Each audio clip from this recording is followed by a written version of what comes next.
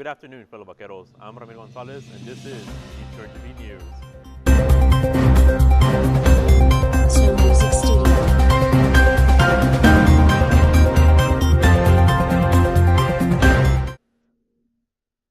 With the idea of gun ban laws due to the recent New Zealand shooting, what is to come of RGV community's daily lives? Here is Michael Martinez with the story.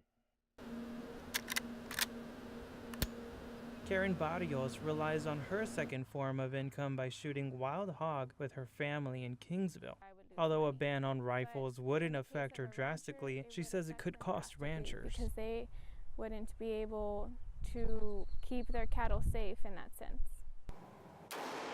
Recently, protesters across the United States have been urging lawmakers to follow New Zealand in banning assault rifles after a mass shooting occurred at a mosque. A debate banning assault rifles has been going on for years after numerous mass shootings across the country.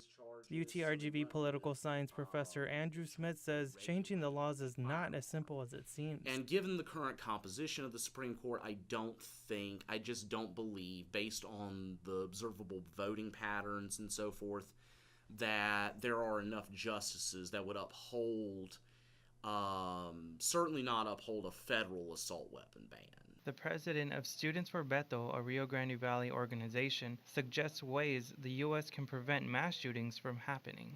If we can do anything to try to prevent these types of crimes, when it comes to mental health, when it comes to more security screening, when it comes, and it should also encompass the limitations being put on being able to buy semi-automatic and automatic rifles. In the meantime, Karen will still be using her rifles to hunt hog and says it's all up to the people to control gun violence. I do strongly believe that it's not the problem of the weapon, it's the issues that a person has within. Reporting for UTRGV TV, I'm Michael Martinez. In other news, the tragedy of the recent mass shooting in New Zealand has affected change in their gun laws, as well as RGV students impacted by this ordeal. Miriam Guzman reports from this location.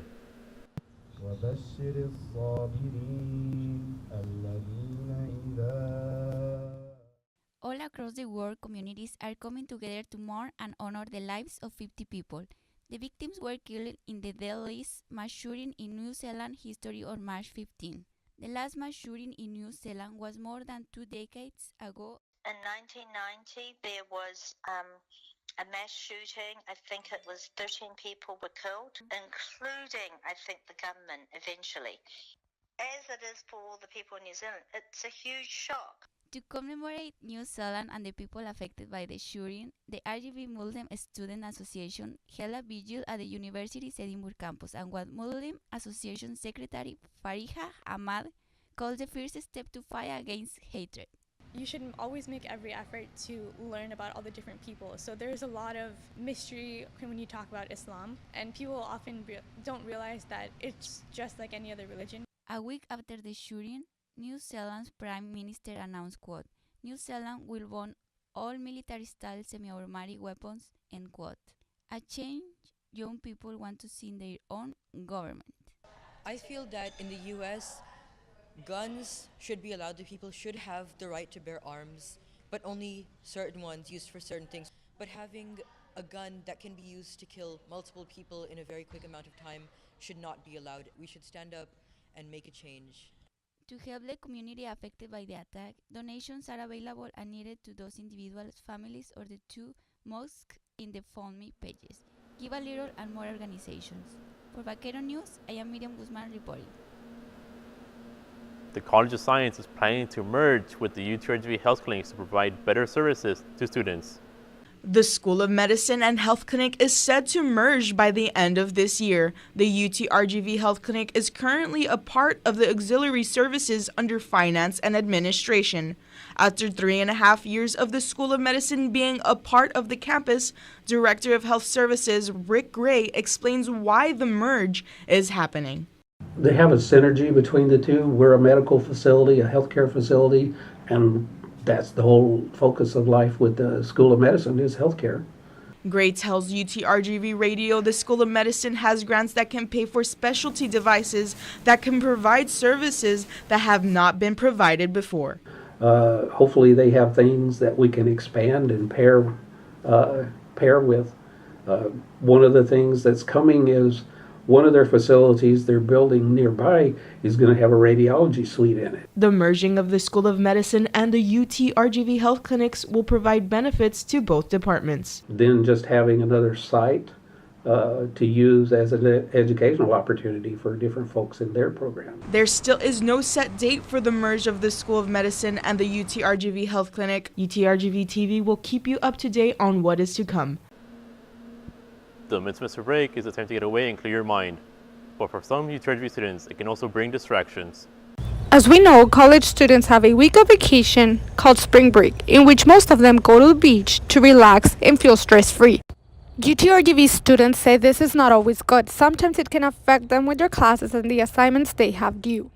Spring break does affect the university, I feel like sometimes in a negative way. I know it also contributes in a positive way, but I feel more towards the negative only because we do have a week off, we go to the beach, we go on vacation, and then having to come back and study and catch up on all our homework and all our assignments can sometimes be either confusing or we can actually forget what was due. So having to actually go back and recap on what was due.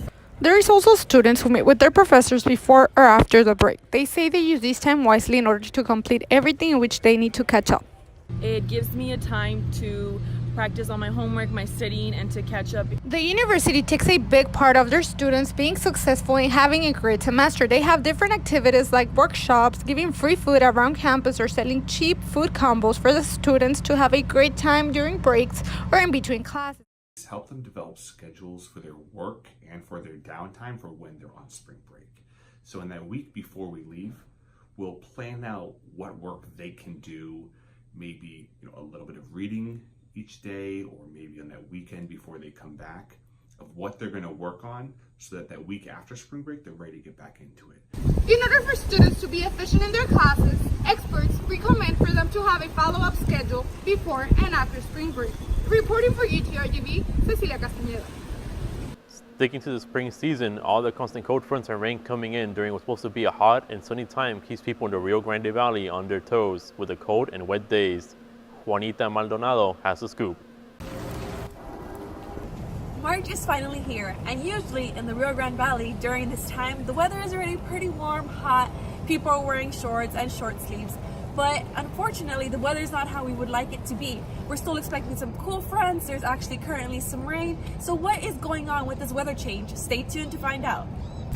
During this time last year, temperatures ranged from mid-80s to high 90s.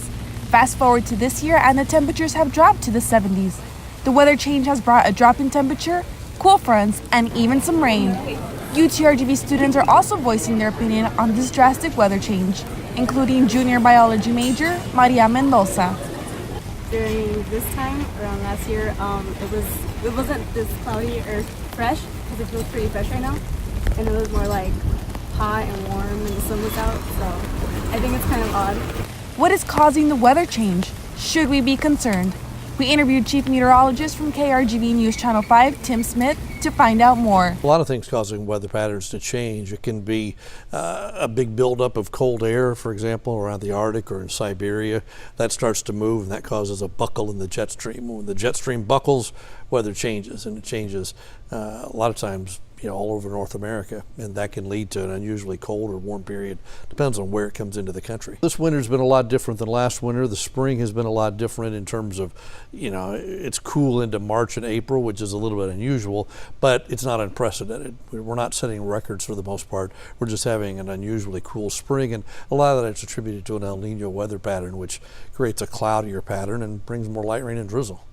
Although it is officially spring, cold fronts and rainy days will still be expected in the days to come. To better prepare yourself, it is advised to always carry an umbrella and or jacket in your vehicle. Reporting from Edinburgh, I am Juanita Maldonado. Although Texas proves to be an all-summer state, that does not stop these students from getting into the spring spirit. Eric Webster has a story.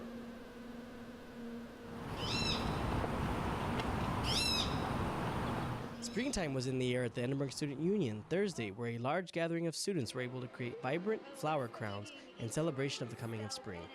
I like the idea of being girly and playing with flowers and making my own headband. It was appreciating in a new way. Students were encouraged to get as creative and colorful as possible in making their springtime flower crowns. The student union provided a variety of flowers, headbands, and other materials to help the students get started. I say it was pretty free and open, and you could just do whatever you wanted and whatever you liked.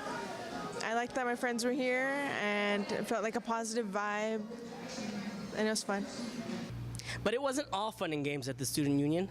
From gathering materials to setting up tables, a lot of work had to be done to help make Flower Day successful. We talked to Carlos Avila, manager of the student union, to find out just what had to happen to make Flower Day successful.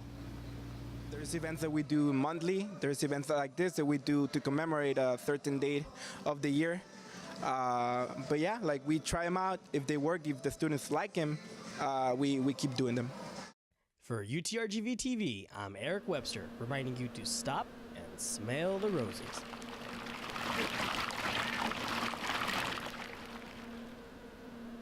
That's your daily scoop for UTRGV News. I'm Ramiro Gonzalez, and that's the way the cookie crumbles.